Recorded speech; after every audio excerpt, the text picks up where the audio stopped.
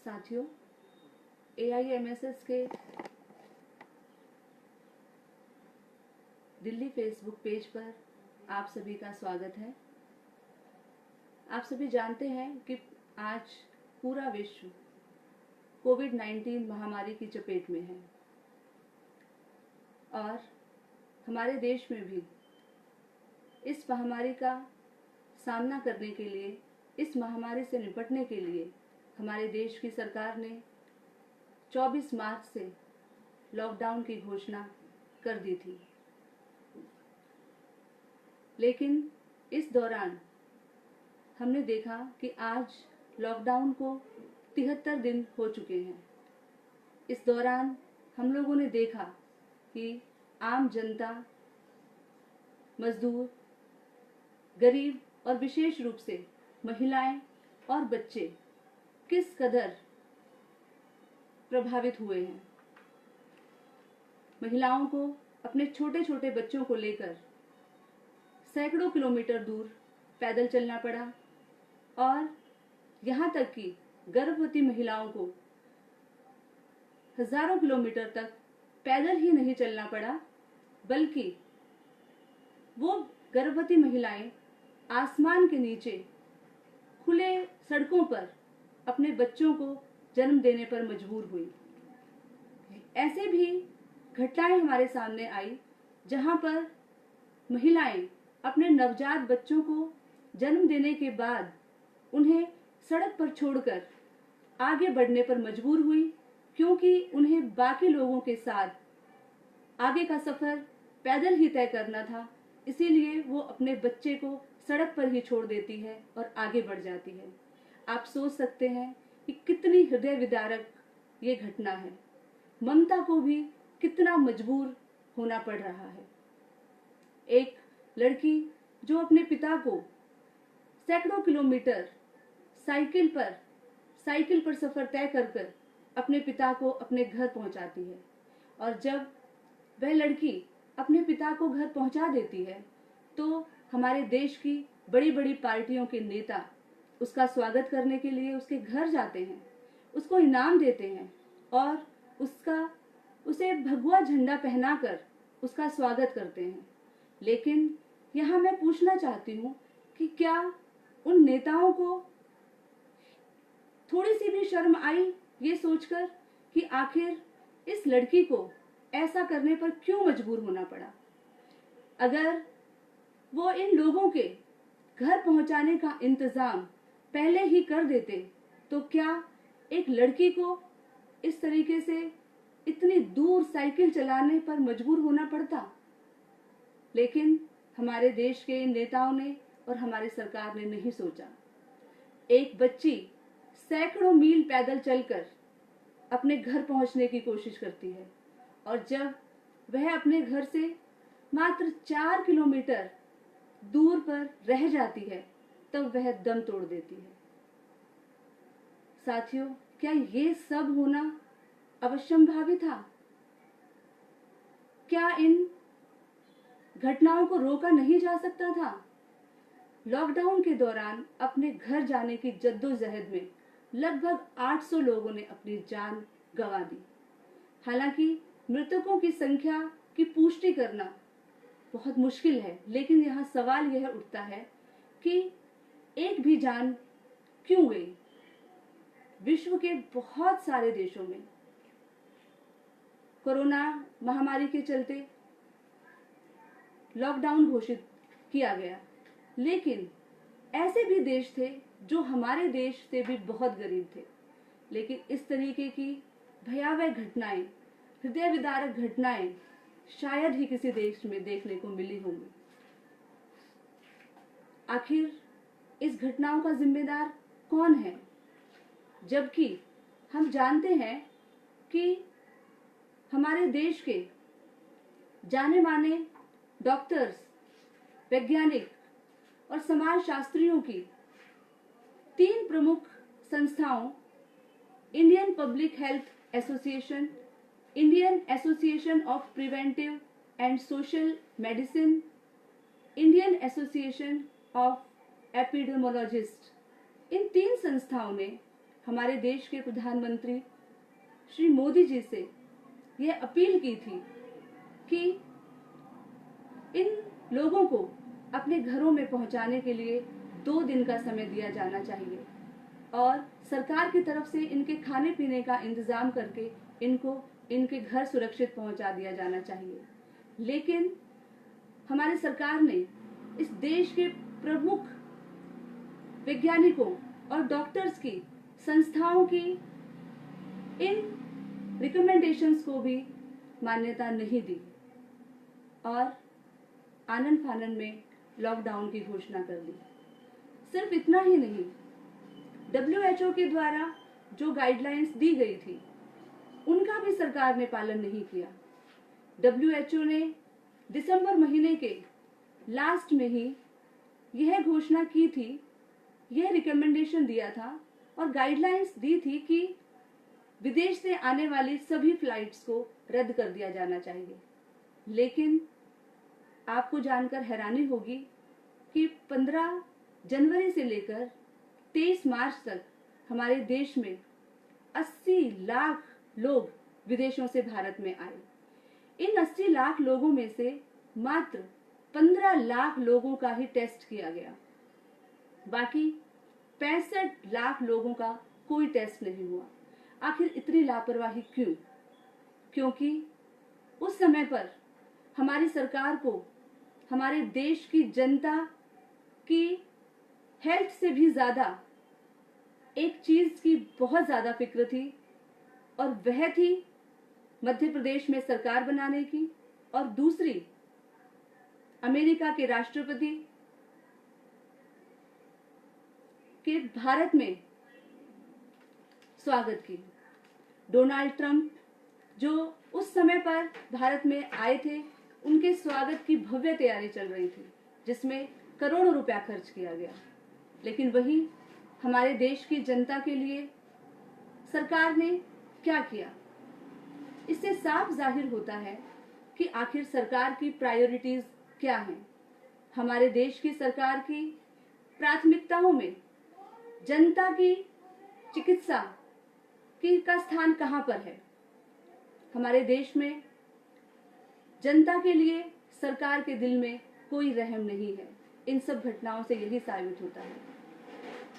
और हम जानते हैं कि इन्हीं सब देश के लोगों को बचाने के लिए और देश की का पैसा प्रधानमंत्री केयर्स फंड में जमा है। प्रधानमंत्री केयर्स फंड में 7,500 करोड़ रुपया जमा किया गया, जमा है। लेकिन उसमें से मात्र 1,000 करोड़ रुपया 10 करोड़ लोगों के लिए हमारी सरकार ने, हमारे प्रधानमंत्री जी ने मुहैया करवाया है। मतलब ये 10 करोड़ लोगों में 100 रुपए हर व्यक्ति को प्राप्त होंगे। क्या आप समझ सकते हैं कि हमारे प्रधानमंत्री जी के दिल में कितना दर्द है जनता के लिए? इस बीच में हमने देखा कि प्रधानमंत्री जी ने कई बार देश को संबोधित किया। उस अपने संबोधन में एक बार भी प्रधानमंत्री जी ने इस बात का जिक्र नहीं किया कि इतने मजदूरों की, इतने बेकसूर बच्चों की, इतनी बेकसूर महिलाओं की जाने गई, उसका उन्हें खेद है। इस बात का कोई भी जिक्र नहीं किया। और जिस तरीके से ये तमाम जो मैनेजमेंट करना चाहिए था उसको लेकर भी सरकार असफल रही। अंत में जब प्रधानमंत्री जी ने अपने मन की बात कही, तब उन्होंने कहा कि मजदूरों के लिए मेरे दिल में बहुत दर्द है। तो आप लोग देख सकते हैं कि कितना दर्द है प्रधानमंत्री जी के मन में मजदूरों के लिए। साथियों, एक तरफ मजदूरों के लिए सिर्फ 100 रुपए और उस फंड में से जो कि जनता के पैसे के द्वारा बनाया गया है, जबकि एक आरटीआई के द्वारा जब यह जानने की कोशिश की गई कि पीएम केयर्स फंड में कितना पैसा है, तो यह कहकर नकार दिया जाता है कि क्योंकि पीएम केयर्स सरकारी संस्था नहीं है, इसलिए वह आरटीआई के दायरे में नहीं आती है। लेकिन यहाँ सवाल यह उठता है कि जिस संस्था के चेयरमैन खुद हमारे देश के प्रधानमंत्री हैं और जिस संस्था में हमारे देश के कर्मचारियों का पैसा जमा होता है, वह संस्था आरटीआई के दायरे से बाहर कैसे जा सकती है।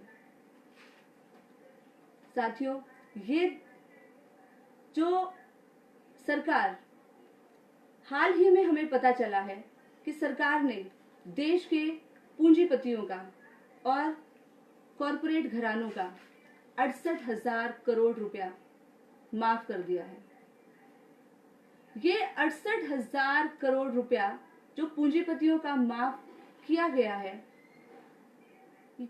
क्या उतना ही पैसा या उसमें से कुछ पैसा भी सरकार ने इस गरीब जनता के लिए लगाया? जबकि दूसरी तरफ हम देख रहे हैं कि सेंट्रल विस्टा प्रोजेक्ट, जिसके तहत देश के राष्ट्रपति भवन, संसद भवन और प्रधानमंत्री तथा देश के अन्य मंत्रियों के लिए बड़े बड़े महलों का निर्माण किया जा रहा है। बहुत ही दुख की बात है कि जहां एक तरफ देश की जनता भूखमरी का शिकार हो रही है, लोग मर रहे हैं, वहां देश के प्रधानमंत्री अपने लिए महल बनवा रहे हैं। आखिर ये कैसा न्याय है? दूसरी तरफ सरकार कहती है कि सरकार के पास फंड्स की बहुत कमी है, इसलिए सरकार को शराब की दुकानें खोलनी पड़ेंगी। और लॉकडाउन के दौरान सरकार ने शराब की दुकानों को पूरे देश भर में खोलने की घोषणा की, जबकि यह सर्वविदित है कि शराबखोरी से महिलाओं के ऊपर बढ़ते अपराधों में और भी ज्यादा बढ़ोतरी होती है। जैसा कि इसी समय हमने देखा कि लॉकडाउन के दौरान महिलाओं पर अपराध हो रहे थे, हालांकि उस समय में भी, लेकिन उसके बावजूद भी, क्योंकि शराब की दुकानें भी बंद थी, हालांकि उस समय भी पूरी तरीके से बंद नहीं थी, लेकिन फिर भी शराब की दुकानें बंद होने के कारण महिलाओं पर अपराध तुलनात्मक रूप से कम हो रहे थे। लेकिन लॉकडाउन के दौरान जब से सरकार ने शराब की दुकानों को खोल दिया है, पूरे देश भर में महिलाओं पर बढ़ते अपराधों की खबरें आ रही हैं। बलात्कार, सामूहिक बलात्कार, और कहीं कहीं पर पैसे ना मिलने की वजह से पुरुषों के द्वारा अपनी माता या अपनी पत्नी को मार दिया जा रहा है। इसके अलावा आप देख सकते हैं कि ये जानते हुए भी किसकी सरकार, किसकी शराबखोरी किस तरीके से महिलाओं के जीवन को के लिए को असुरक्षा में डाल रही है, लेकिन उसके बावजूद भी शराब की दुकानें खोली जा रही हैं। जबकि शराबखोरी के कारण एक तरफ जहां महिलाओं में असुरक्षा बढ़ रही है, वहीं दूसरी तरफ भूखमरी के कगार पर आने वाले परिवारों को, उन परिवारों में जहां महिलाओं ने किसी तरीके से कुछ पैसा बचाकर रखा हुआ है, लेकिन उस पैसे को भी शराब में खर्च करने की पूरी छूट सरकार दे रही है। गरीब और भूखमरी की शिकार महिलाओं और बच्चों के मुंह से अंतिम निवाला तक सरकार छीनने जा रही है। क्या सरकार के पास फंड उठाने का और कोई दूसरा रास्ता नहीं था? क्या सरकार इन पूंजीपति और कॉरपोरेट घरानों से पैसा नहीं ले सकती? क्या इनके ऊपर 1% संपत्ति कर नहीं लगाया जा सकता था? लगाया जा सकता है, लेकिन देखिए किस तरीके से महामारी के समय में भी ये पूंजीपति लोग, जो कि इस देश की आम जनता, मेहनतकश मजदूर वर्ग के खून पसीने की कमाई से आज टाटा, बिरला और अंबानी बने हैं, उसी जनता के प्रति उनकी क्या जिम्मेदारी है? क्या कोई जिम्मेदारी नहीं?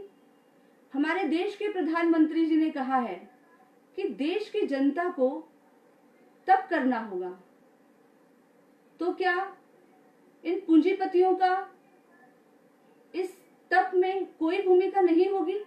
ये हम अपने प्रधानमंत्री जी से पूछना चाहते हैं। साथियों,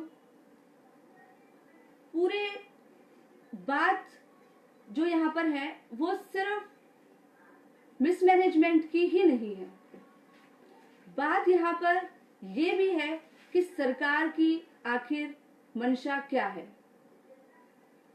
आप सभी ने देखा कि जब देश में 571 कोरोना के केसेस थे और हर रोज 74 केसेस आ रहे थे, तब सरकार ने लॉकडाउन की घोषणा कर दी। लेकिन अब जबकि पूरे देश भर में 2 लाख से भी ज्यादा कोरोना के केसेस हैं और हर रोज 9,000 केस दर्ज हो रहे हैं, उस समय पर सरकार क्या कर रही है? उस समय सरकार ने चरणबद्ध तरीके से लॉकडाउन को खत्म करने की घोषणा कर दी, बिना यह बताए जनता को कि इन 2 महीनों में सरकार ने क्या अचीव किया। क्या कोविड-19 के ऊपर नियंत्रण कर पाए या हम कितना नियंत्रण कर पाए?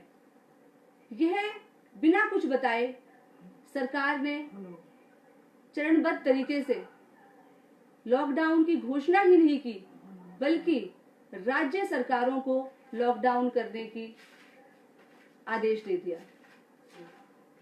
लेकिन शुरुआत में प्रधानमंत्री जी ने कहा था कि मुझे 21 दिन दीजिए, 21 दिन में आप देखेंगे कि आपके 21 साल सुधर जाएंगे। जिस तरीके से प्रधानमंत्री जी ने नोटबंदी के समय में कहा था कि मुझे 50 दिन दीजिए, उसी तरीके से इस बार भी उन्होंने जनता से 21 दिन मांगे। लेकिन क्या हुआ? लॉकडाउन के दौरान जिस तरीके से व्यवस्था की जानी चाहिए थी देश की जनता के हित में, उसमें सरकार ने क्या कदम उठाए और सरकार कितना सफल हुई, ये इस सब के बारे में बिना चर्चा किए यह घोषणा कर दी कि चरणबद्ध तरीके से लॉकडाउन को खत्म किया जाएगा। साथियों, राज्य सरकारों के ऊपर जो जिम्मेदारी दी है हमारी केंद्र सरकार ने, इस बीच में राज्य सरकारों की भी क्या जिम्मेदारी रही है, ये भी हमने बहुत अच्छी तरह देखा। उत्तर प्रदेश के अंदर मजदूरों को पूरे देश भर से लाने के लिए सरकार ने क्या इंतजाम किया, ये भी हमारे सामने है। हम जो इंतजाम किया वो तो बहुत दूर की बात है, लेकिन सरकार ने इस देश की जनता को, उत्तर प्रदेश की सरकार ने उत्तर प्रदेश के लोगों के लिए एक नोटिस जारी किया, जिसमें कहा गया कि रास्ते पर चलते हुए लोगों को अगर कोई भी किसी भी तरीके का खाना या पानी प्रदान करवाता है तो उस व्यक्ति को महामारी एक्ट के तहत उसके ऊपर कार्रवाई की जाएगी, उसको सजा दी जाएगी। क्या यही है सरकारों का कर्तव्य? एक लोकतांत्रिक देश में जहां आपदा के समय, महामारी के समय लोगों की रक्षा करना, लोगों की जिम्मेदारी लेना, जनता की जिम्मेदारी लेना, यह सरकार का फर्ज होता है। लेकिन हमारे देश की और हमारे राज्य की सरकारें क्या कर रही हैं? दिल्ली सरकार को ही आप देखिए, देश की राजधानी दिल्ली में कितने मजदूर दिल्ली के अलग अलग स्टेशंस पर 5-5 दिन, 6-6 दिन भूखे प्यासे पड़े रहे, लेकिन सरकार ने उनकी क्या सुध ली? और भी हैरान करने वाली बात यह है कि दिल्ली सरकार ने दिल्ली में फरवरी के महीने में हुई हिंसा की कार्यवाही में दिल्ली सरकार का पक्ष रखने के लिए जिस वकील को चुना है वो वकील हैं श्री तुषार मेहता जी, जो सरकार के वकील हैं। ये तुषार मेहता जी वही हैं जिन्होंने उस फैसले का विरोध किया था, सुप्रीम कोर्ट के उस फैसले का विरोध किया था जिसमें सुप्रीम कोर्ट ने सरकार को यह आदेश दिया था कि सरकार लोगों को अपने घरों तक पहुंचाने के लिए ट्रेन की व्यवस्था करे और उनके खाने पीने की व्यवस्था करे। सुप्रीम कोर्ट के इस फैसले का विरोध करते हुए मोदी जी के वकील, सरकारी वकील, पब्लिक प्रोसिक्यूटर श्री तुषार मेहता जी ने कहा कि ऐसा करने से लोग सड़कों पर उतर आएंगे, लोग विरोध पर उतर आएंगे। उन्होंने यहां तक कहा कि जो संस्थाएं इन लोगों के लिए, गरीब मजदूरों के लिए खाने पीने और इनको घर भेजने के इंतजाम की मांग कर रही हैं, वो असल में मांस को नोचने वाले गिद्ध हैं और वो लोग मरे हुए लोगों पर राजनीति कर रहे हैं। साथियों, हमारे संगठन ऑल इंडिया महिला सांस्कृतिक संगठन ने भी पूरे देश भर में इस लॉकडाउन के दौरान ये आवाज उठाई थी कि प्रवासी मजदूरों के लिए, महिलाओं के लिए सरकार को विशेष इंतजाम करने चाहिए। हमारे लिए तुषार मेहता जी बोल रहे हैं कि ये लोग गिद्ध हैं जो मरे हुए लोगों पर राजनीति कर रहे हैं। ऐसे व्यक्ति को दिल्ली सरकार ने अपना पक्ष रखने के लिए वकील नियुक्त किया है, जबकि पहले दिल्ली सरकार ने इस बात की मनाही की कि नहीं, हमने तुषार मेहता जी को वकील नहीं बनाया है। उनकी नियुक्ति लेफ्टिनेंट गवर्नर की तरफ से की गई है, लेकिन बाद में उन्होंने स्वीकार किया कि हाँ, हमने ही उन्हें बतौर वकील नियुक्त किया है। तो दिल्ली दंगों के पीड़ित लोगों को हमारी दिल्ली सरकार कितना न्याय दिलवा पाएगी, ये भी सबके सामने है। जबकि आप सभी ने देखा कि जब दिल्ली के अंदर सीएए और एनआरसी के खिलाफ आंदोलन चल रहा था, तो उस समय पर भी दिल्ली की सरकार की भूमिका क्या थी। और आज जब सीएए, एनआरसी और एनपीआर के खिलाफ चल रहे आंदोलन में आंदोलन को नेतृत्व देने वाले आंदोलनकारियों को गिरफ्तार किया जा रहा है, उस समय पर दिल्ली सरकार की भूमिका क्या है? क्या केंद्र सरकार दिल्ली सरकार के साथ मिली भगत के बिना ऐसा कर सकती है? नहीं। तो साथियों, बात यही है कि सरकार को जो कदम उठाने चाहिए थे, वो कदम सरकार ने नहीं उठाए, जिसकी वजह से आम जनता को इतना ज्यादा वहन करना पड़ा। और आज जबकि पूरे देश भर में कोरोना एक महामारी की तरह जबरदस्त रूप से फैल रहा है, हर रोज केस बढ़ रहे हैं। सिर्फ इतना ही नहीं, उसके साथ साथ उद्योग धंधे बंद हो रहे हैं और आने वाले समय में उद्योग धंधों के खुलने की भी कोई संभावना नहीं नजर आ रही है। 14 करोड़ लोग बेरोजगार हो चुके हैं और आगे न जाने कितने लोग बेरोजगार होंगे, कितने लोग भूखमरी का शिकार होंगे, इसका कोई अंदाजा नहीं लगा सकते।